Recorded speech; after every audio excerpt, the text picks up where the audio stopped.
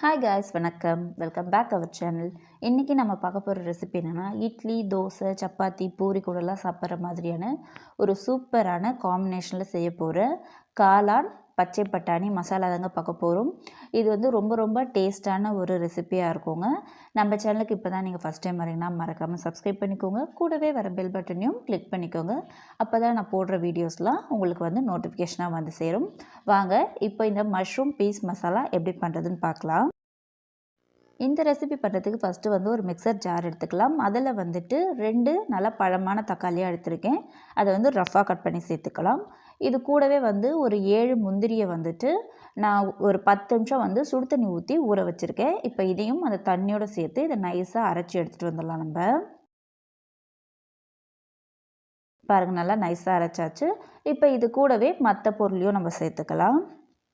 1 table spoon இஞ்சி பூண்டு விழுது சேர்த்துக்கலாம்.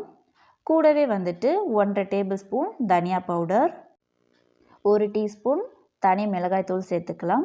சேர்த்துட்டு இப்போ வந்துட்டு இதை வந்துட்டு ஒரு சுற்று மட்டும் சுற்றி எடுத்துகிட்டு வந்துடலாம். நம்ம அதை ரொம்ப அரைக்கணும்னு இல்லை, இந்த தக்காளியோட இந்த மசாலாலாம் சேரணும். பாருங்கள், இந்த அளவுக்கு அரைஞ்சிடுச்சு. இப்போ இது தனியாக இருக்கட்டும். அடுத்ததாக வந்து ஸ்டவ்வில் ஒரு பேன் வச்சுருக்கேன். அதில் வந்துட்டு 3 டேபிள் ஸ்பூன் எண்ணெய் சேர்த்துருக்கேன். இதுக்கு வந்து எண்ணெய் வந்து கொஞ்சம் அதிகமாக இருக்கணும். இப்போ வந்துட்டு இந்த எண்ணெய் சூடான உடனே ஒரு துண்டு பட்டை, 2 கிராம்பு, 1 ஏலக்காய், கொஞ்சமாக கல்பாசி இதெல்லாம் சேர்த்துட்டு 1/4 டீஸ்பூன் சோம்பும் சேர்த்துக்கலாம்.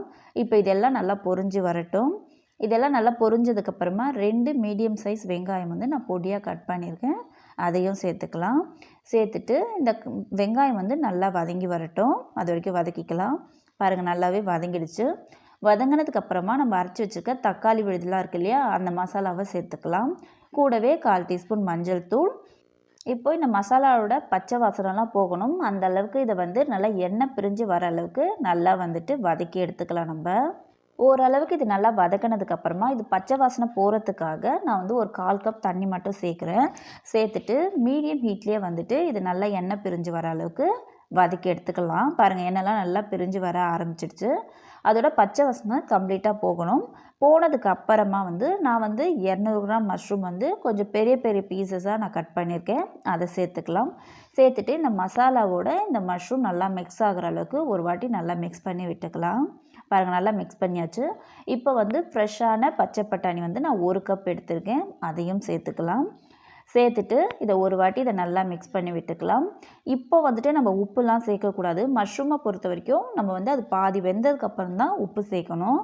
ஏன்னா மஷ்ரூம் வெந்ததுக்கப்புறம் கொஞ்சமாக தான் இருக்கும். அதனால் நம்ம அதுக்கப்புறமாவே நம்ம உப்பு சேர்த்துக்கலாம். இப்போ இதை வந்துட்டு ஒரு மூடி போட்டு மூடி ஒரு 2லேருந்து 3 நிமிஷம் மட்டும் குக் பண்ணிக்கலாம். பாருங்கள், ஓரளவுக்கு வந்து அந்த பட்டாணி மஷ்ரூம்லாம் வெந்திருக்கு. இப்போ இதை ஒரு வாட்டி வந்து நல்லா மிக்ஸ் பண்ணி விட்டுட்டு இப்போ தேவையான அளவு உப்பு சேர்த்துக்கலாம்.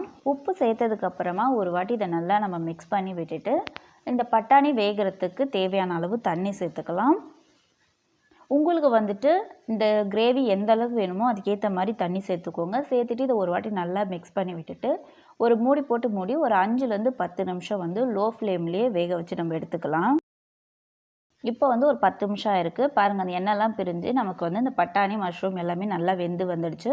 இந்த சமயத்தில் வந்து 1/2 டீஸ்பூன் கரம் மசாலா சேர்த்துக்கலாம். கூடவே வந்து ஒரு கைப்பிடி அளவுக்கு நறுக்கின கொத்தமல்லி சேர்த்துக்கலாம்.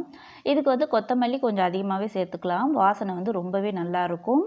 இப்போ இதெல்லாம் சேர்த்ததுக்கப்புறம் ஒரு வாட்டி நல்லா மிக்ஸ் பண்ணி விட்டுட்டு ஸ்டவ் ஆஃப் பண்ணிட வேண்டியதான். சூப்பரான மஷ்ரூம் மசாலா வந்துட்டு நமக்கு ரெடி ஆயிடுச்சு. இந்த மஷ்ரூம் கிரேவி வந்து இட்லி, தோசை, சப்பாத்தி, பூரி கூடலாம் சாப்பிட்றதுக்கு ரொம்ப டேஸ்ட்டாக இருக்குங்க.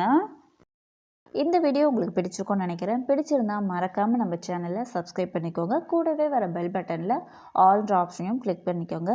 அப்போ தான் நான் போடுற வீடியோலாம் உங்களுக்கு நோட்டிஃபிகேஷனாக உடனே வந்து சேரும். கூடவே லைக் பண்ணுங்கள், ஷேர் பண்ணுங்கள், கமெண்ட் பண்ணுங்கள். தேங்க்ஸ் ஃபார் வாட்சிங்.